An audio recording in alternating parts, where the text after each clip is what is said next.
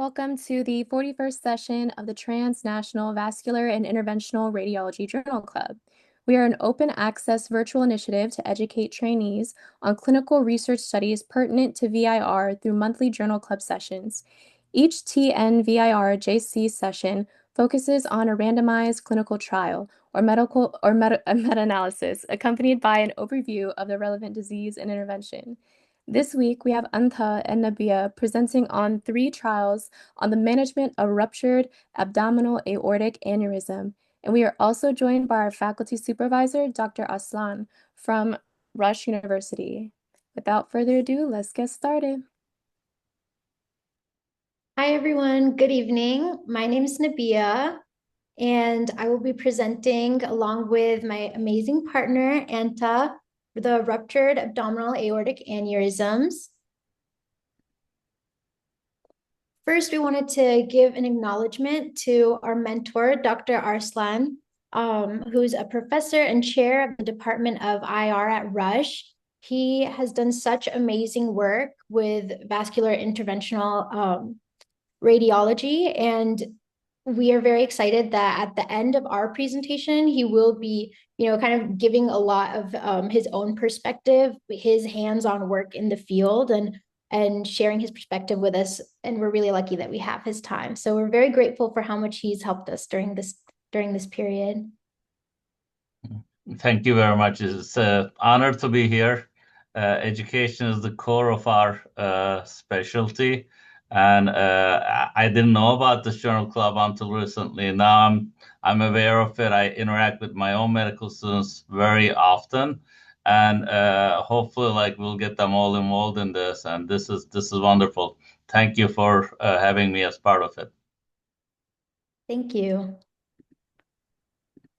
Okay, so first we're going to start with a quick review of what abdominal aortic aneurysms oh, sorry, I went a little fast. There we go. What abdominal aortic aneurysms, or AAAs, are. They are localized dilation of all 3 layers of the abdominal aortic wall of at least 3 centimeters. So these are the 2 main types. They can be infrarenal or suprarenal, and infrarenal is far more common. As far as their shape goes, they can be saccular or fusiform, and fusiform as well is far more common too. So this is just a recap. The left is what a normal aorta should look like, and then the right-hand side is the most common type of AAA, where it's fusiform and infrarenal. So in this short clip, it's showing us the classic POCUS or POCUS view, and it's really fast, non-invasive, and incredibly useful when hemodynamic immediate CT. And so this clip shows a short axis ultrasound view of the abdominal aorta. In the center of the image, you can appreciate the aorta in cross-section, and the anechoic lumen represents the blood flow, while the crescent-shaped semilunar structure along the right wall is the mural thrombus that narrows the true lumen. And so this is important because in ruptured or symptomatic aneurysms, we frequently see it as a combination of luminal compression from thrombus and changes in mural contour. So for the pathophysiology of AAAs, AAA formation is driven by chronic inflammation, elastin breakdown, collagen depletion, and matrix metalloproteinase activation. Over time, wall tension will increase until it exceeds the structural strength of the aortic wall, leading to a rupture. Common risk factors for this is atherosclerosis, smoking, hypertension, male sex, and advanced age. Rupture is typically into the left retroperitoneum, which can cause tamponade temporarily. And the physiological cascade of hypotension, hypoperfusion, worsening myocardial function, acidosis, and coagulopathy explains the persistently high mortality rate that we see with AAA ruptures. And this is just a really simple illustration of that progression. You have a normal artery, and then as the aneurysm gets bigger and bigger, it ruptures. And this is a super simplified video of just showing how quickly things can escalate once it does rupture. You can see that the blood just flows, right? And that's why it's such a critical situation, and time really matters in when you're making the decision of what to do once it ruptures.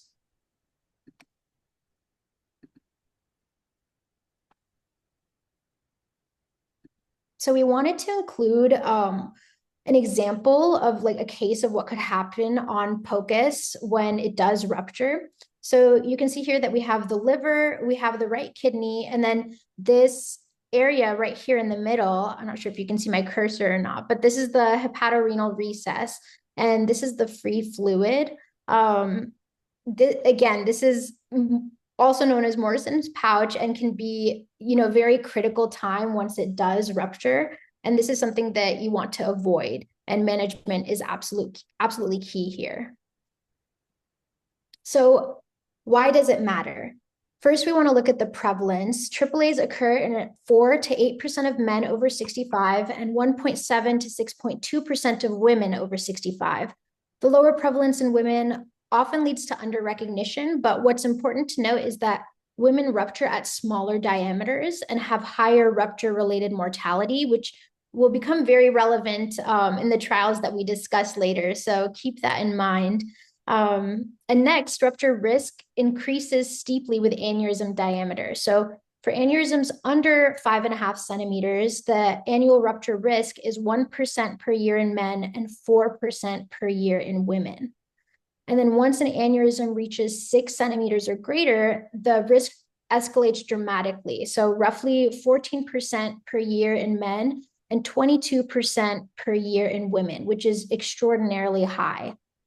Then there's the mortality that we have to look at. Ruptured AAAs have a pre-hospital mortality of 75 to 80%. And even in patients who reach the hospital, the survival is only around 50%. And although incidence is declining with reduced smoking and better screening, ruptured AAAs remain a major cause of sudden vascular death. So this is another image that we wanted to put to show, the two main options that we have right now for the current treatment landscape. Traditionally, ruptured AAAs were managed with open repair, which required aortic cross clamping and graft placement. It's a very physiologically demanding operation with significant cardiac and pulmonary risks. EVAR, in contrast, is a minimally invasive alternative performed through femoral access. It typically results in less blood loss and lower immediate physiological stress, but it's anatomy dependent, requires experienced endovascular teams, and patients do need lifelong imaging because of risks like endoleaks or graft migration. So there are trade-offs here. There's perhaps more durability that's recognized in the traditional open repair management, but there is far more perioperative stress and immediate morbidity that we see with open repair versus endovascular repair. So in the setting of a rupture, the key question becomes, does EVAR's early physiological benefit actually translate into a survival benefit? And that's exactly what these 3 trials that we're looking at set out to answer. So we're looking at, their names that are shortened. They're quite catchy: AJAX, IMPROVE, and ECAR. Oh, but before we get into that, we did want to show, again, this is just like a very simplified and quick overview of what EVAR looks like.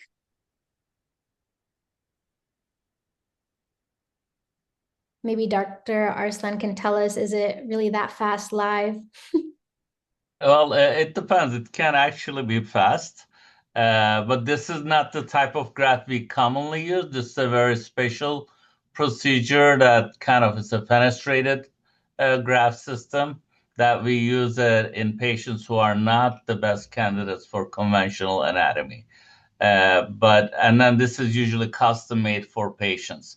So we do kind of create in situ fenestration on some patients using laser, RF, etc., some off-label techniques, converting patients who are not normally candidates for EVAR into an EVAR candidates, primarily to salvage their kidney function. But another discussion is, do you want to live or do you want to kind of like be on dialysis? That's an argument that we used to be saying that if your renal arteries are in the landing zone where the graft has to be put in, do you go to an open surgery, which has a relatively high risk, or cover the renal arteries and then have them kind of taken care of afterwards, which you'll have time after preventing the immediate death. So that's going into too much detail, but this is again more complicated than the EVAR. EVAR in the right setting, in the right anatomy, can be very quick and then save people's lives, obviously. Thank you. So this is just a quick overview of the three major trials. So there's AJAX, IMPROVE, and ECAR. And so AJAX and ECAR randomize only stable and anatomically suitable patients, whereas the IMPROVE trial, by contrast, randomized all patients at clinical diagnosis before imaging. And so the difference in design is important to understand why the results were so different from each other in secondary outcomes, but also in mortality as well.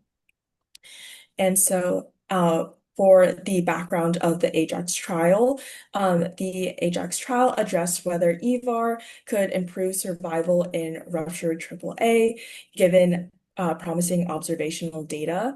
And keeping EVAR feasibility in mind and seeing how it is limited, patients must be stable enough for CTA and anatomy must meet device criteria. And so AJAX sought to quantify real-world suitability and assess outcomes when EVAR was applied in an organized regional system. And so moving on to its design and methods. So this was set in Amsterdam. And so this region used a coordinated model across 10 hospitals and the EMS system. And so suspected ruptures were routed to rotating trial centers, and CTA was required for confirmation and for anatomical assessment. So unstable patients who could not maintain controlled hypotension went straight to open repair and were not randomized. And so the neck and iliac criteria were really strict, and it really reflected the early generation devices that were used back in the day. And so for the results and conclusions of the AJAX trial, of the 256 suspected ruptures, only 128 were confirmed. And so only 83 were stable enough for CTA, and only 38 were anatomically suitable for EVAR. About 46% of CTA patients and only about 18% of all comers. And so the major cause of unsuitability was neck anatomy, and accounting for 82% of the exclusions. And this trial showed that there is no difference in 30-day mortality between EVAR and open repair. And so now we're going to be talking about the IMPROVE trial. And so this was a little bit different because the IMPROVE trial was a large multi-center randomized study, and it was set in the UK, and it enrolled about 600 patients, and it compared endovascular first strategy with standard open repair. And so what made this trial specifically unique is that it presents with randomized, the patients were randomized at the moment of clinical diagnosis of a suspected rupture, and so before CT confirmation or anatomical assessment. And so this created a really good design where decisions were mirroring the urgency of actual clinical practice. And so it was an all-comers trial. So this means that unselected patients were enrolled up front, and CT was performed afterward to confirm the diagnosis and to determine whether EVAR was anatomically feasible or not.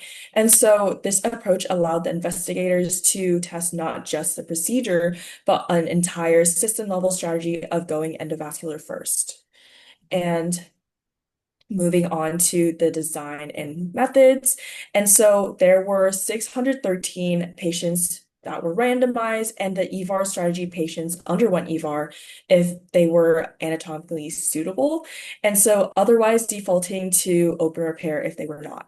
And open strategy patients underwent open repair unless EVAR was required intraoperatively, and about 87% ultimately had rupture confirmed, and about 2/3 in the EVAR strategy group had suitable anatomy 1 CT was completed. And so the trial's results and conclusions. So the trial found that there was no significant difference in the 30-day mortality between the strategies. However, the EVAR strategy patients used fewer hospital resources, spent fewer days in critical care, and were more likely to be discharged home, which is a good thing. And there was also a signal towards improved mortality in women, though the trial wasn't powered for that subgroup.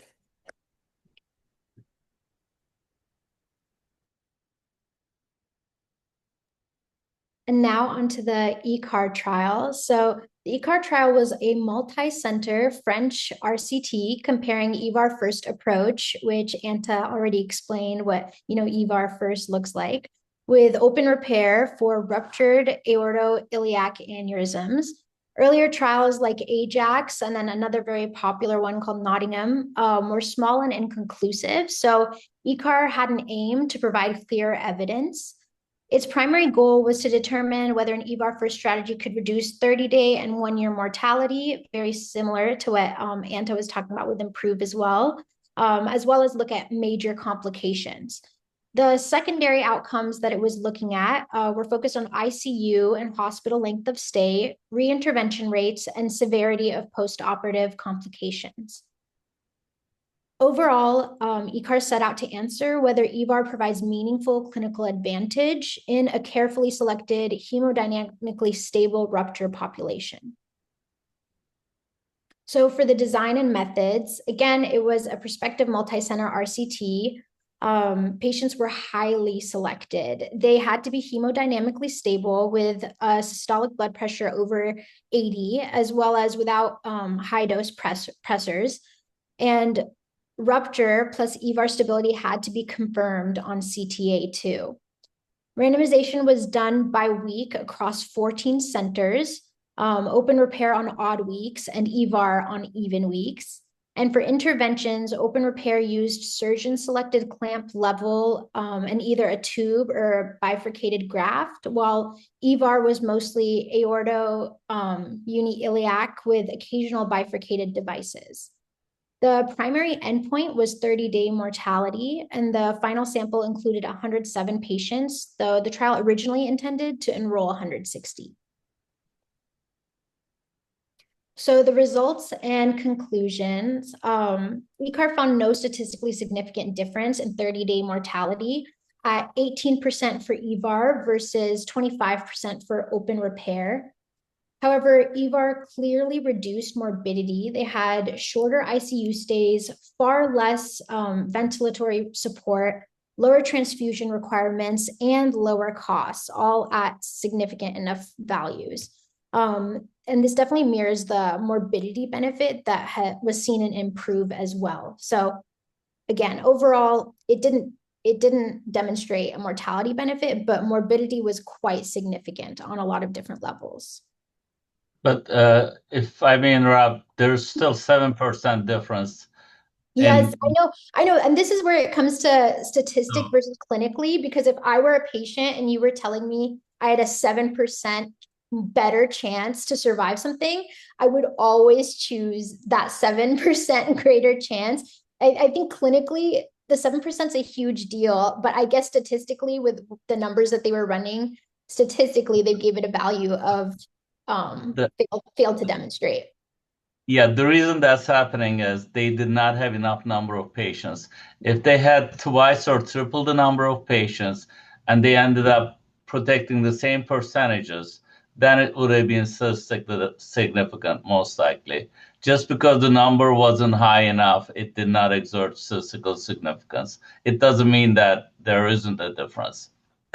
Thank you. And then this is just a comparative table that we found that was comparing all three of the trials that we talked about. It really more compares the design of the studies, not really the results or anything, but we thought it was just good info to have to see how they decide this. And that's pretty much it. That's what we have for you guys. These are our lengthy references. And then we'd like to go into discussion and have also Dr. Arslan take it away as well. Yeah, those were amazing presentations, by the way. Thank you for I'm sure you guys spent a lot of time putting it together. And it's also a very good way to kind of get somebody understand the concept, etc. Very well done. Congratulations to both of you. And there's a couple of things, right, in this one. If you look at this, at the randomized trials are kind of always thought to be like the best thing in science. I don't think they always are. There are biases in randomized trials too. There is a lot of studies that shows, or practices just itself shows that integration of EVAR into ruptured aneurysm repair has significantly increased saved lives in actual practice. Because open surgery has limitations, complications, clamping the aorta, calcific aorta, etc. And then EVAR has limitations too. But the limitations are also in the experience of the interventionalists and the surgeons. So most of these trials are run by surgeons, and they have an inherent bias that they will never say, "Oh, surgery is bad." They may not. They may try to do the best they can to make it look, but number one, surgery is what they do, and endovascular is what they do too. I don't want to be completely dismissive of that, but in their minds, they can do both, and they're both great. And then there's an Albany practice, which I can't remember the exact paper, but they have gone from that 50% in hospital mortality to 20% in hospital mortality. And that's in their actual practice. They track every patient. They get a lot of ruptures. They're a very busy practice. And that was a vascular surgery practice as well.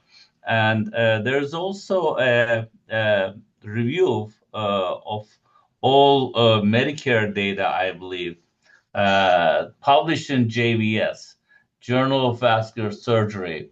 They looked at ruptured abdominal aneurysm repairs to EVAR versus open repair. And they did these are all the cases that were done. And the number it's not a randomized trial, but the total number of ruptured EVAR was around 4,929. I actually have the article in front of me. So 2,700 of them were treated by EVAR, 2,100 were treated by open surgical repair. So although these were not randomized, these are real life numbers, and they looked at the outcomes in each group, and they found significantly better outcomes in the EVAR group compared to the open surgical group. I think the major complication rates are 30, let me give you the exact numbers, 68% with open, 35% with EVAR. So there's a huge statistical significance, and these are real life cases that actually happened. And then same thing with mortality. I think mortality difference was 34. Let me see what they have over here. And yeah, 32% versus 18%. So difference was 14% in this study. So And again, you also have to consider like the experience of the surgeons for open surgery versus experience of surgeons for endovascular. If you, that's my personal belief, it's not scientific, but if you have the most skilled endovascular interventionalist on one side comparing with the most skilled open surgical, I think endovascular would save more lives just by the time saved, minimally invasiveness, as well as the technology that has increased in the past kind of 5-10 years, making devices smaller profile, quicker, easier to deploy, etc. So that's my kind of 10 cents on the topic. It is. I wish we also had like an open surgery video and an endovascular procedure video. Now we do the endovascular procedures without even a cut down in the groin. You can do everything completely percutaneous, and you can be done under 30 minutes. And for a surgeon to cut down into the rupture area will take more than 30 minutes in most cases. And one other downside is in an open surgery, as soon as they cut down to the area, you're actually decompressing the tamponade. And that also complicates things further as opposed to unless you put a balloon, etc., before the open surgery into the aorta to control the blood flow. There are other things that you can do. But if you're getting access for a balloon, deploying the stent graft after that, maybe not as fast as on the video that you showed, but a couple minutes extra. Dr. Arslan, I had a question. What's your technique? Can you kind of drive through your technique for a rupture? So you got a patient who's an endo candidate, you see him in the ER, you rush him to your suites. What's your kind of algorithm at this point? We're typing across them, we've got them ready to go. What's your kind of your pre-closing? What size sheets you're putting in? What's your algorithm? You got the CT already for planning. So it also depends on the presentation, right, Georgie? You know probably much better than I do. We call it rupture, but there is a huge spectrum in the rupture. In these patients, one of the articles, I think it was the IMPROVE, time to endovascular repair was 2.9 days. Time to open repair was 1.4 days. I don't know if you can call them ruptures. There are impending rupture. There's kind of haziness around the aorta. You consider that. So what they classify as rupture is very variable from study to study and clinical practice as well. If there's an actual extravasation outside the aorta, that's what I call rupture.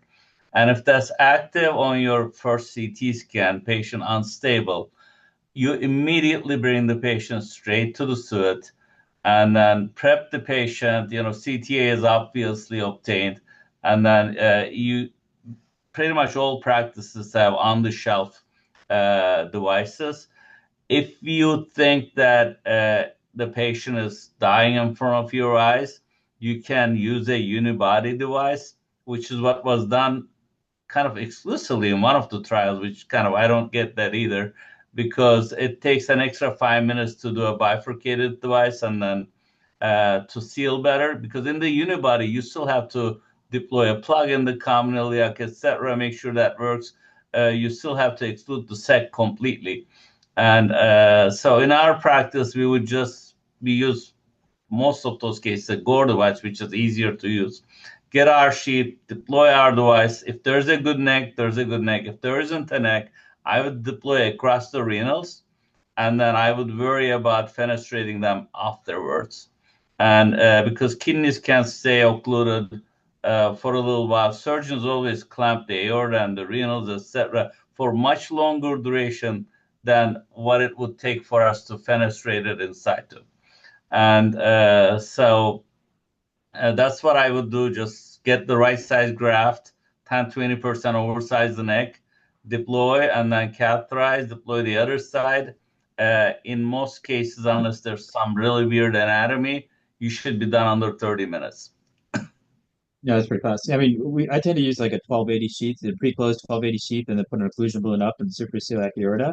Then it gets me some time to it's kind of like a cross lamping.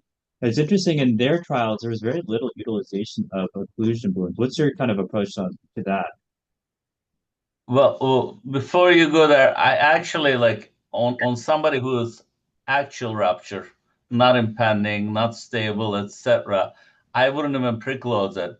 I would Just just yeah. get access, push the sheets, deploy the grafts, get Mhm. access other side, and then have the surgeon close it afterwards if necessary. You can nowadays hold pressure. I have held pressure on a 16 French in my lifetime in the past. It's painful, but this patient is not going to die from a groin excess, You're gonna- right? It's like if you can save a minute or two, you should save it in the real actual rupture scenario. yeah. So sorry, No, no, very good. coming back to your question, can you?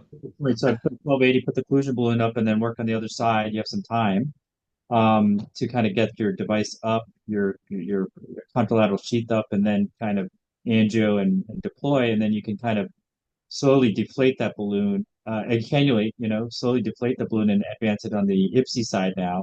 So now you can kind of just flip the sheets and the balloon occlusion balloon, and then again take your time to kind of cannulate and finish the IPSI or contra limb. So I think that's an important kind of technique that is surprising they didn't use a lot of in the trials. As low Yeah. as percent in the ECAR, which is one of the highest. So so it's interesting they didn't use a lot of kind of occlusion balloons. So I don't know how much blood, if they were real bleeds, how much was bleeding out of the hole. See, I mean, I don't know if it's right to say this, but I think if you were watching some of those cases, you would cringe.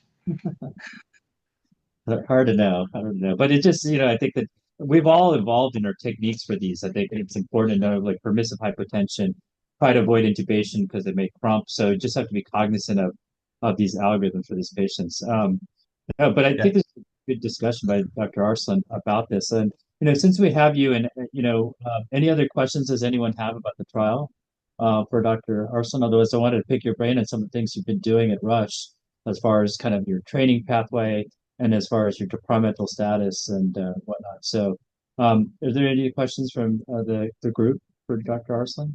Looks like Michelle has a question. Yeah. I do. Do you think there's any necessary need for further trials that are maybe less pragmatic and a little bit more truly randomized? Because I think it's difficult sometimes to balance between like a pragmatic trial, doing what's best for the patient, but also if you don't have the data yet and you want the data to show that something truly can be beneficial, you kind of do have to take the chance and truly randomize, as you were saying. And this trial, and some of these trials may not have done that without bias. Do you think that further trials are needed, or do you think we can do retrospective analysis to try and find that evidence that will help physicians make that decision more more easily? Yeah, that's a great question. Unfortunately, one thing that we don't discuss in randomized trials are great for drugs, for chemotherapy, for anything that's kind of coming out there because you give it to the same number of patients. You look at there's no bias, right? All you do is an infusion or a pill. Everyone will take it in the right way. It's gonna go into their system. Interventional or surgical trials are significantly operator dependent. And the outcomes are going to be biased depending on who are involved, what level of experience each arm will have. There were like, for example, when they were doing initial carotid trials, the requirement for like the operator, because they wanted to have cardiologists and vascular surgeons do it, like, oh, you do 15 angiogram and 5 stenting, you're qualified. I was like, that's like a joke, as opposed to, because you need 100 angiograms to beat the learning curve, not to have strokes in the carotid trials, just diagnostic. And then, so same thing with this one. I don't think with a trial, unless you very carefully select the very skilled kind of endovascular and surgical centers, 10 of each, and compete with each other. But that's also not going to be real life, right?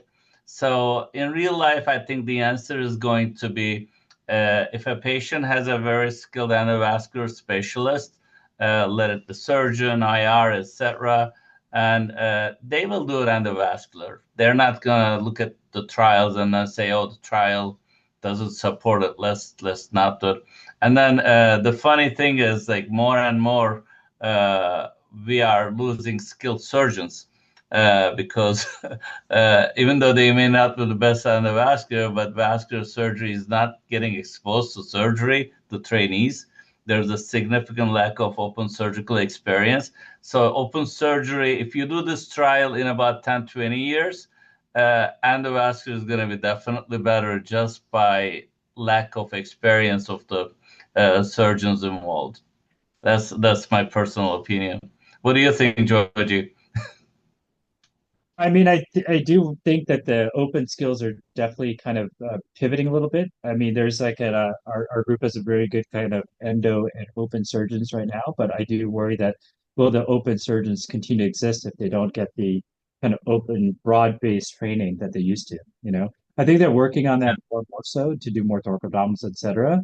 And there are still kind of the traditional kind of 5'2" vascular surgeons coming out with good open skills. But I think in general in surgery, what I'm hearing and seeing is that they're delaying training further and further, meaning, you know, you're watching more and more, you're not actually operating as much as you used to. So yeah, I think it's something that's happening in medicine in general. So really important to get your skills early on, like wherever you go. As a med student, get your hands dirty. As an sub-I, get your hands dirty. And definitely as a resident, start early. You know, get as many cases as you can, get as many reps as you can.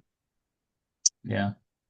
I mean, it's like we have 5 vascular surgeons. I think I would trust one of them to do open surgery, aortic.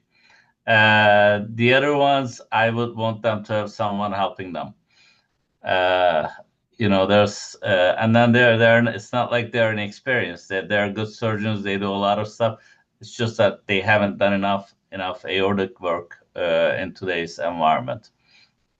Yeah, I mean, I'm lucky that I have 3 kind of skilled, kind of endo open people, that have a good amount of open because they had traditional kind of open surgery experience and then did a good volume as a tertiary center. So we're pretty lucky. They have really good visceral debranching, complex kind of aortic work. So both in open and endo. But you're right, it's becoming harder and harder to find these newer grads that have that open skill set. What other questions are out there? We have a question from Orhun. Yeah. Oh, hello. I had a question about earlier, by the way, great presentation, everybody. Question about the, like when you were talking about like all these trials are being done by the vascular surgeons who have their inherent biases. I've observed a similar thing in OBGYN with the UFE as I was reading. Are there any ways that you think that it's like possible to standardize, like, and like what approaches we can kind of take to make sure that, like, you know, we can kind of perform these clinical trials that are like mitigating that bias from like vascular surgeons, like, oh, it's, you know, IR, and the IR saying, oh, it's vascular surgeon, you know? Oh, that's a very touchy question. Hopefully, my answer won't bore you, but the problem is with our specialty. We come from radiology, and then we're traditionally not a clinical specialty. Like what you see with Dr. Vedakancheri and then in our practice is very different than majority of the real life IR practices, unfortunately. So when you just do procedures and then you're not a clinician, you're not part of a caretaking team, it is very hard to enroll patients. We do like a significant amount of oncology work. I still have to train my oncologist, cancer center, that IR is a core part of oncology. They actually see radiation oncology as part of the cancer treating group. They still have a hard time seeing IRs as part of a cancer treating specialty because the majority of the cancers we treat has been HCC, unfortunately, other than like some metastatic disease, etc. And they have been kind of coming through the hepatology. And now that with new drugs, etc., they're seeing more and more the GI oncologists know IR, but a hemonc, etc., think all you do is port and lines. It's like, so it's a, when you're in a specialty that is not part of a treating specialty for that disease process, not subspecialized, it is hard to enroll patients. We had huge difficulties in enrolling patients for some really good trials that we had, like the EPIC for the colorectal med, and then the HCC trial. Like ATTRACT trial took like for how many years? Like 5 times longer than it should have. And so nothing that we tried. It's not like we're not trying. We're trying, but we're not clinical enough to have other specialties share patients, or even the primaries directly share with us. My personal goal is to have IR, once after becoming a department, then subspecialize. So instead of calling a radiologist, I want to have a vascular IR, oncologic IR, women's intervention IR, whatever. It's like IR becomes like surgeon. It becomes like an entity, not just a specialty. And we subspecialize within IR. With the growth that we're having, I think it's eventually going to happen, but it may take another 10 years or so. It's slowly getting there. And then once you become that specialist in that disease, you are an IR for that specialist. I think we can attract patients from primary care, etc., be part of the whole treatment specialty group, and then more integrated. And then once you're more integrated, then you can do those trials in an unbiased, reasonable way without kind of dragging for many, many years. I hope this answered it. It was a long answer, sorry, but it's kind of a little bitterness in me. So, Well, very good point. but speaking of kind of how you built your practice and your training program, can you talk a little bit about how your current trainees, I know Sebastian's on there as well, kind of what that current system looks like for your trainees? So There's we like, have our trainees we were designed to make our program as clinical as possible. So we have a categorical program that starts from internship, surgical internship, 6 years.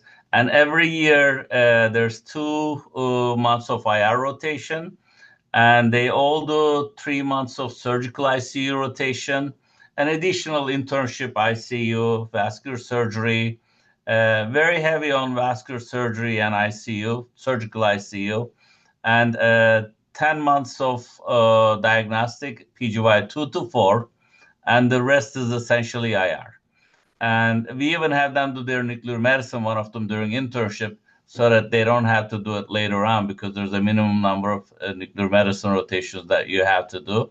And we do have a night call and then on call at the same time.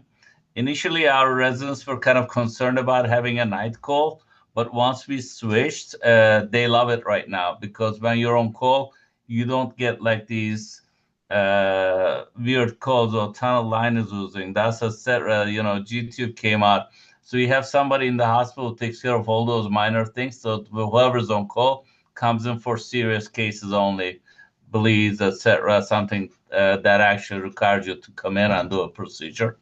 And in that fashion, I mean our residents examine, for example, every vascular patient that comes into the hospital. They admit them. We admit our own patients into our regular beds as well as into ICU. Surgical ICU, we're the primary for taking care of our patients. Let it be a lysis patients, arterial, venous, or TIPS, or aortic. Pretty much all of them are taken care of by us. There was actually one incident, I don't know if you remember, Georgie. Since our rotation, residents rotated in surgical ICU, vascular surgery, and IR, there was this very complex patient who required consultation from all those 3 specialties, and they were all IR residents covering vascular surgery, IR, and surgical ICU. So that's my goal. One downside to this is sometimes they can't find the best practice when they come out. They all want to do like 100% IR, get into good practices, but unfortunately it doesn't exist everywhere. So they may get a little bit disappointed, but I would say majority of our residents are building, and then they have kind of converted programs that are non-clinical to clinical. So I'm hoping this will kind of snowball and then have an impact. And with what you're doing, what we're doing, and there are a couple other programs, hopefully more of them will choose the right path, and then we will kind of get into the proper clinical practice pattern across the U.S. Yeah, so I think that's kind of critical. It's kind of the amount of clinical integration, early integration that Rush has implemented, including kind of a lot of ICU time, and some of the similar things that we've adapted as well. And you'll be surprised, like once your graduates are well trained, they can go out, or most of our graduates are all the ones from the integrated. We don't have a lot, but they're all in 100% practices. With Nick Petrucci and Atlanta Medical, two of them separated from DR and just own three hospitals now in Southern California. They hired a third and they're looking for a fourth. So they're rapidly grow. So it can definitely occur when you're well trained. Now, one of the things that you were able to accomplish was becoming a separate department, separate from radiology. Can you tell us a little bit about how you were able to, why you did that, and how you were able to make the impossible possible? So one thing about, I mean, don't get me wrong, I love DR, but DR is a handicap for IR. It's like the almost like not intentionally, but it's the worst enemy. It's because they are completely different, and then we're under the same umbrella. And 40, 50 years ago, IR was a specialty that would do an angiogram diagnostic, nephrostogram diagnostic, etc. And then we grew up from radiology, so that's the reason, which is great. It gives us imaging skills, etc. But the system is a clinician orders a study, and you do it. And even in my training, which wasn't that long ago, late 1990s, I would rarely see a patient's face or talk to them other than getting the consent. My attendings would never see them. As they would be under the drape, the procedure would be done, and they would be gone.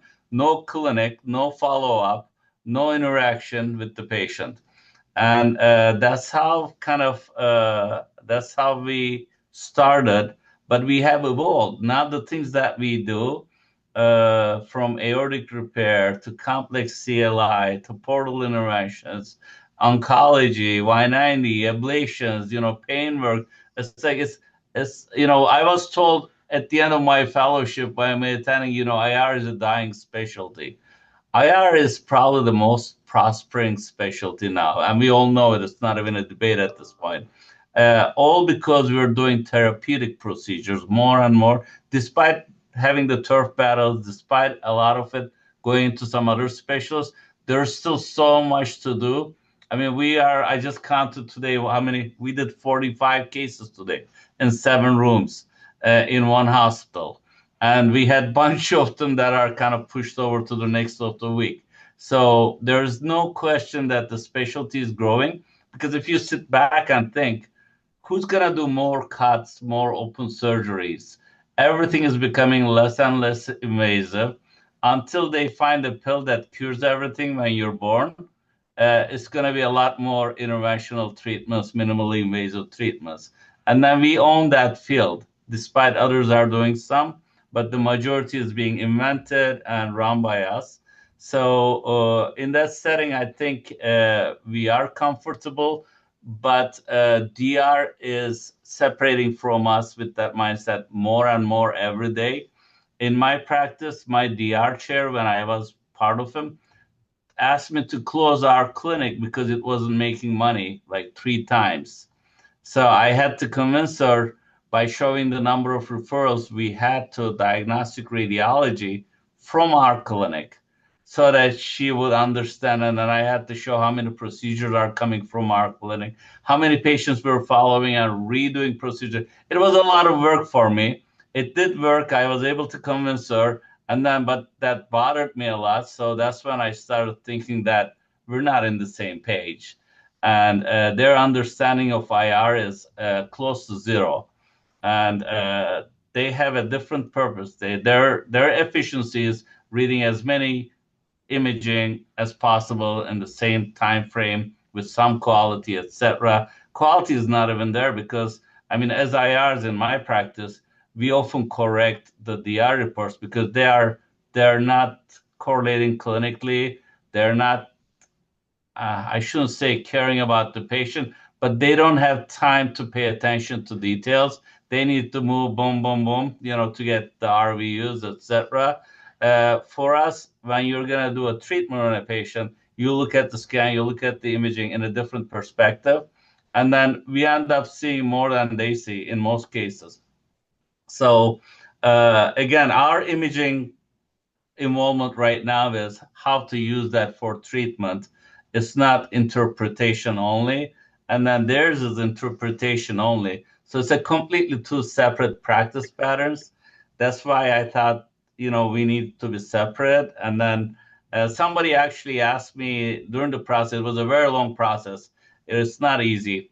And one of the faculty council members said, well, cardiology is bigger than you. They're still under medicine.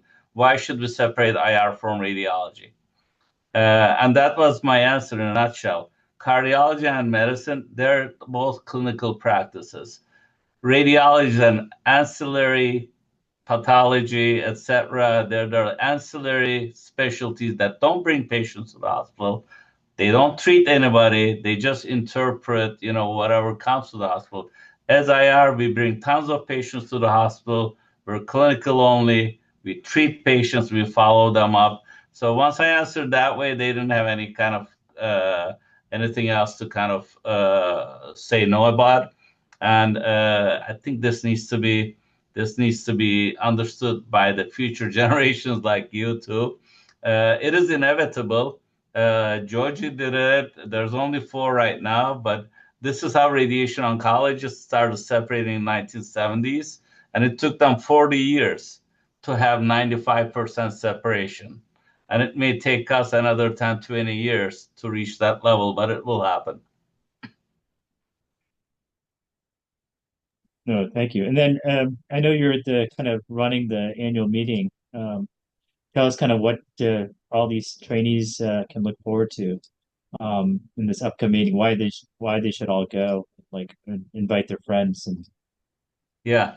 I mean, we're gonna have this IRDR discussion in one of our plenary sessions. What are the benefits? What are the disadvantages, etc.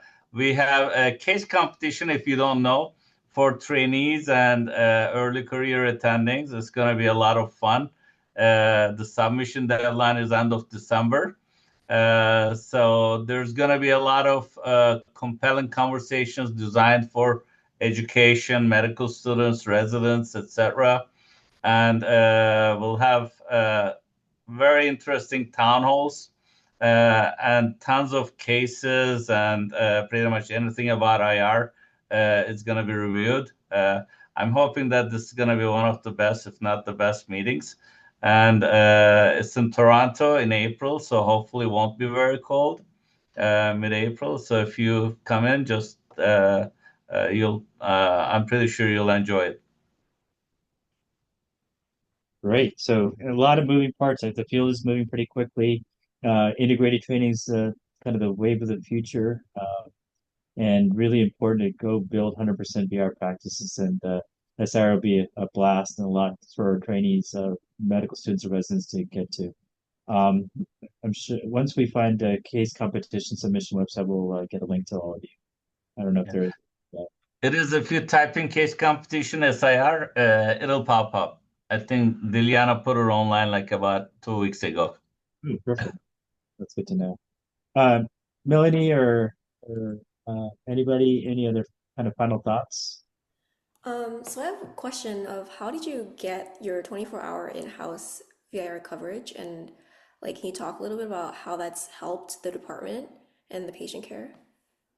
So we have, as I mentioned, we have 4 residents each year, 6-year categorical, and then they rotate in IR even in their first 4 years, 2 months each. And in addition to that, the senior residents, they all pitch in like about a week or two for throughout the year. And our chief residents actually do the scheduling all their own. We have handed the scheduling to them. And we're able to cover mostly junior residents doing the night call, very little senior residents. And then the actual pager call is senior residents only. And initially we had the DR residents come in. Whoever was rotating in IR was covering the nights. But then the DR residents said they don't want to do it.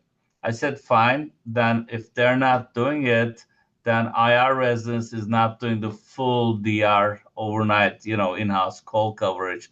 So normally DR residents do 12 weeks of that. So we pulled IRs to 8 weeks. And then that additional 4 weeks is spent for the IR call coverage. And so by balancing things out, it worked out pretty well. And I have to say, like pretty much every level resident is very happy about it right now. There's no complaints. Initially, there was some concerns if they were going to be kind of in the hospital all night, etc. But it made the actual pager call so easy, and it also improved patient care. You have a port that's oozing. You get a phone call, you're at home at 2 a.m. Nurse says, hey, this is oozing. So what do? It's like, do you go? Do you not go? You're all night. It's the next day. You're going to work. It's a nightmare. Now we have somebody in the hospital goes, puts pressure. If necessary, if it's a line, puts a purse string. You don't even hear about it. You don't even wake up as the kind of call person. So, and then everyone pretty much spends, it's not a whole amount of time. If you imagine, we have a large residence, so that has a benefit. Total of 24 plus 2 plus 1, 27 residents, which will be 30 next year, 32 actually. We're going up to 5 each year. So if you divide among them, everyone just does. Junior residents spends about 4 weeks. Senior residents spend 1 or 2 weeks for the night call. And how did you guys get so many VIR residents? How'd you expand your program to become the largest in the country? We actually started with it. That comes in. That comes in with, I guess, being busy. So when we were starting this, we used to have 6 fellows, and so when the program was starting, I had a discussion with my program director and then the dean, and dean said, like, how is it going to happen? And then I said, we need 4 a year. And my program director was going like, maybe we should ask for 3. No, let's ask for 4. If they give us 3, we already got 3. If we get 4, believe me, we're going to be busy enough kind of to have 4 residents have enough cases for themselves. And so we went for 4, and they asked me why. And I showed our growth pattern for the previous 5-6 years. And then now we have this many residents. And it's going to take so many years for these, and they're going to be full IR only in their last 2 years. If you look at the projection, 4 may not even be enough. And then Dean said, okay. And so we lucked out. We had a supportive Dean, and we have a very busy practice. The hospital is very happy with us. So all those things are a factor because the main issue is obviously financial. Each trainee costs about $100,000. And with the fellowship, you pay for them only 1 year, you used to. But with residency, now you pay for them for 6 years. So each resident is 6 times more than a fellow in terms of overall costs to the hospital. And Medicare is not reimbursing anything anymore. It's all coming from the hospital budget. So you have to be busy enough, making enough revenue that the hospital financially and clinically is going to see that it's good for them. It kind of looks like you've had some success over the years just pulling up the data and having that ready to make your argument for VIR. Yeah, data is everything. I have not done an MBA. I sometimes wish I did, but knowing your numbers is very important. Hopefully, you don't have the first 10 years of my career. I didn't deal with these things, and I was happier just doing my cases, going home. But you have to control your environment to make your workflow uh, more efficient and enjoyable. And to be able to do that, you need to know what data to show when, especially if you're being helpful, but if you're not able to show that, nobody cares about what you're doing. You're there, it's getting done, and then if you ask for something more, they may or may not give that to you. That was the other problem with being under DR. When you have a DR chair controlling IR, you're one of multiple divisions that they have to deal with, and you're not going to be the priority. If, let's say, a DR chair is going to ask for an angio suite and a CT or MR room, technically MR or CT room is going to make a lot more money, efficient, etc., for them, for their department, and then an angio suite. So if they tell me choose one of them, guess what's going to happen? They're going to say, I need the MRI, not the angio suite. And then you're just going to be staying longer, later hours because you don't have that extra room if you're getting busy. And that's how it goes. But right now, I actually get my rooms renewed and then expansion done a lot easier than radiology does. We have 3 CT scanners in our IR department.